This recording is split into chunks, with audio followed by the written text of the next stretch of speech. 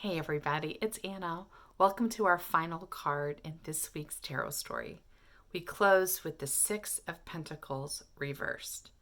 This has been our fifth reversal this week, and I get tired of reversals too sometimes because they're always connected, often connected to like misalignments and blocks and things we need to work on, and they're usually internal work. But it also offers us a really powerful opportunity to sort things out and to set up our structure internally in such a way that really it supports us.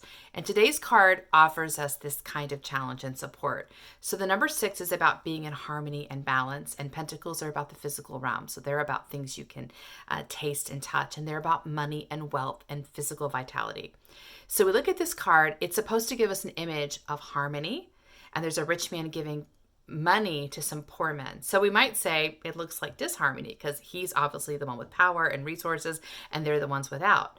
So we have to look at this card with the intention of finding harmony. And if we do it that way, if we ask ourselves to like engage the card imaginatively, we can understand there is this cycle, a circle and a cycle of giving and receiving. So somehow this wealthy man receives, therefore he has wealth, and he offers to the poor people and they receive and they get wealthy and they offer their gift back to him because maybe their wealth is more in their gratitude or their love or their vital energy. There's this idea like everyone in this image is giving and receiving, and that's why this is sustainable and harmonious energy.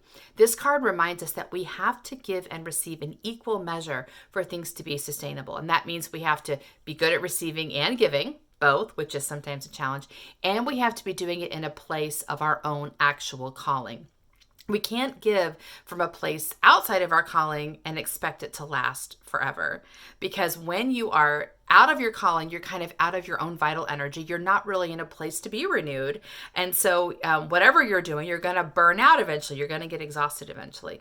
And I feel like that's what the reversal is telling us here. And I think this connects to the other lessons of the tarot story this week, if you have been watching and following all along, is that, we are looking at places of misalignment, places where we are serving in the world in a way that doesn't quite match us. We're possibly serving in a way that others have asked us to serve, like the world is saying, hey, we need this, we need that. And we're responding to that, and we are serving the world, but what they're asking for is not really what we bring. So instead of looking and saying, well, what's out there that I can do, we turn our attention to what am I called to do? Where is my giftedness? And this is important because a lot of us have to learn that our own giftedness actually is really valuable. It's the most valuable thing you can bring. So most of us look to be validated by others by serving them. And we think, okay, they appreciate that, therefore I am served and I'm getting my validation. And some people maybe can maintain balance that way.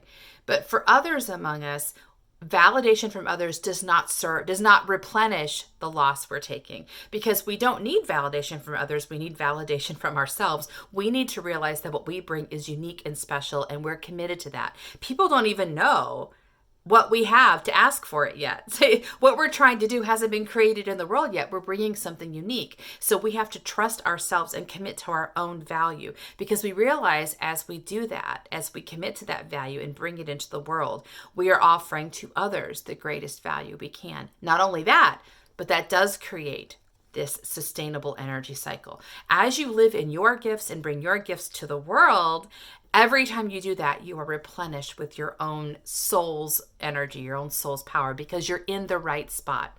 So this week has been about finding where we are not in the right spot, where we've been compromising, where we've been responding to other people's needs instead of listening to our own voice and trying to sort that out. So today, look at where you're feeling drained, where you're feeling exhausted, because that's usually the case for my clients, that they're giving in a place that's not completely grounded. So look at where you're giving from a place that's not grounded, and ask yourself, what else is possible? Where else are you called to be? And are you willing to cut off this giving to find the right place of giving and receiving? Because they happen simultaneously when we're in the right place. So I hope that's helpful to you, and I'll see you next week for our next tarot story. Bye.